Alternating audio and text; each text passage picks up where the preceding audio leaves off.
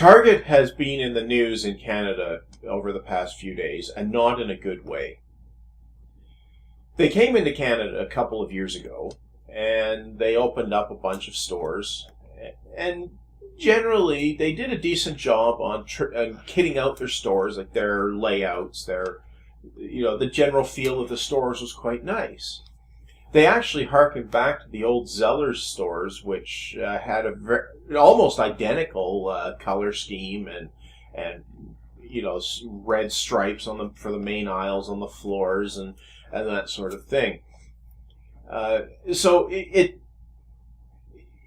actually could have done very well, and their failure was not in how they did their decor or laid out their stores or set up their checkout wickets or any of that. Their failure was probably twofold. The first thing they did is they came in too many locations all at once. They spent too much money up front, and they entered into too many markets without actually understanding them. Now, if they had, instead of acquiring a massive selection of locations all at once, if they had studied the Canadian market and looked carefully at where they would actually be able to compete, where they would actually be able to have going concerns for their stores, they probably would have done better. So, for instance, they probably could have done quite well if they had limited their initial penetration into Canada to a few of the large urban markets. Say, put up a store or two in Calgary, put up a store or two in Vancouver, put up a couple in the Toronto area, that sort of thing. Go for the large metro areas where there's a fairly heavy demand for just about everything. They probably would have done quite a lot better if they limited their initial market foray to a few locations where there's a good chance they would do well. Sure, that would have meant they had, say, a dozen stores across the whole country, and that would be instead of, say, 100 or however many they actually had. But if those locations were profitable, then they could have earned back their initial investment in the market and then been able to expand their footprint based on whatever they learned from their initial store locations. The other thing that Target massively messed up, and they might have been able to recover from the first problem of not understanding their target market, if they hadn't severely understocked their stores. I remember several times going into Target when they had just opened up in Chinook Center and looking at various items that I was in the market for and finding they had no stock. It looks really bad when you go into a section of the store and you find that 3/4 of the slots for products are empty. Consider a clothing section. Consider the area where they put the underwear and that sort of thing, and socks and those sorts of things.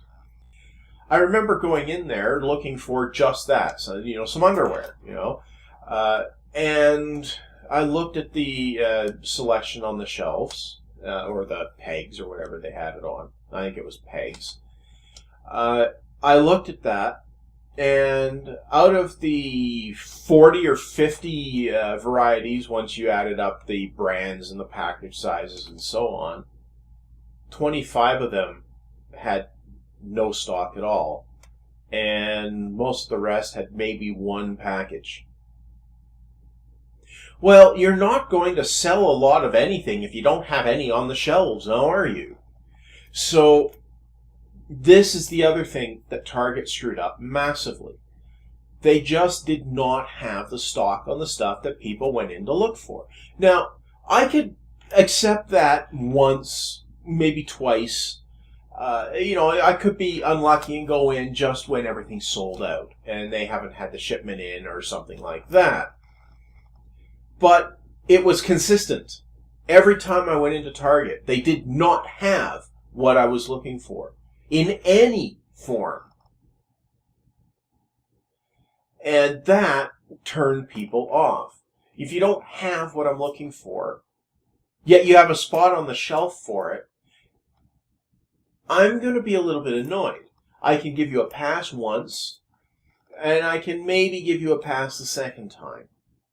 But I cannot give you a pass repeatedly. If I'm going looking for something and you don't have it when you apparently are supposed to, I'm just going to stop going in there looking, right? So I just stopped going to Target. I just gave up on it. And I can't be the only person that did that. I can't be the only person that just said, well, Target never has anything in stock, so why should I even waste my time going in there? If anyone needs a case study in how to enter a new market, don't look at Target. They're a case study in how not to. You have to understand your market, you have to understand your overheads, and you have to plan for that accordingly and make sure that you use the right technique to get into the market. Don't try to saturate the market all at once unless you really understand what you're doing.